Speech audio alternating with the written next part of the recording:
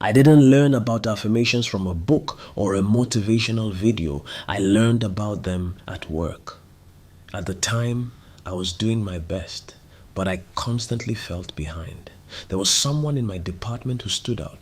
They were the top performer, consistent results, confident communication, calm under pressure. While the rest of us were stressed, they seemed steady. One day, after a team meeting, I finally asked, "What's your secret? How do you stay so focused and perform at this level all the time?" I expected them to say time management, or extra hours, or some advanced strategy. Instead, they said affirmations. I almost laughed. It sounded too simple, but they continued. They explained that affirmations are intentional statements spoken repeatedly to shape the way we think and act. Your performance starts in your mind, they said. If you don't control what you're telling yourself, your doubts will. That conversation stayed with me. I realized that every day at work, I was already affirming something, just not intentionally. When I thought, "I hope I don't mess this up," that was an affirmation. When I said to myself, "I'm not as good as they are," that was an affirmation. My supervisor told me, "The mind believes what it hears most often, so I bought sure it hears strength." I asked them how they wrote their affirmations. They gave me a simple structure. First, write them in the present tense. Not "I will be successful," but I am successful and capable. The brain responds to now, not someday. Second, keep them positive. Instead of "I'm not bad at presentations," say "I deliver clear and confident presentations." The mind focuses on the main idea, so make that idea empowering. Third, make them aligned with your goals. They told me some of theirs. "I am disciplined and focused. I add value in every meeting. I solve problems with clarity and confidence. I am a top performer because I prepare and execute well."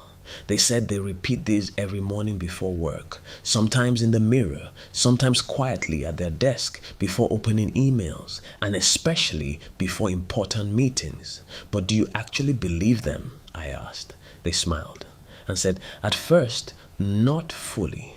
But belief grows with repetition and action." That part changed everything for me. I started small. Every morning before logging in, I would say, "I am capable and prepared. I learn quickly and improve daily.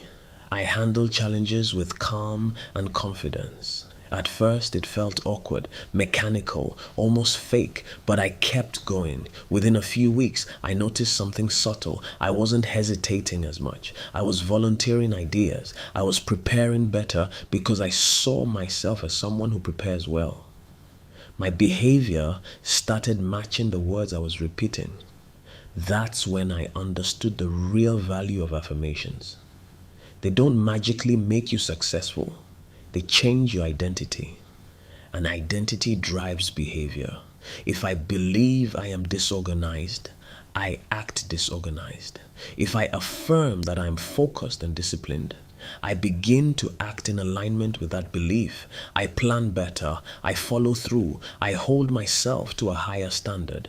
Affirmations helped me quiet the voice that said, "You're not ready." They strengthened the voice that said, "You can handle this." Over time, my results improved.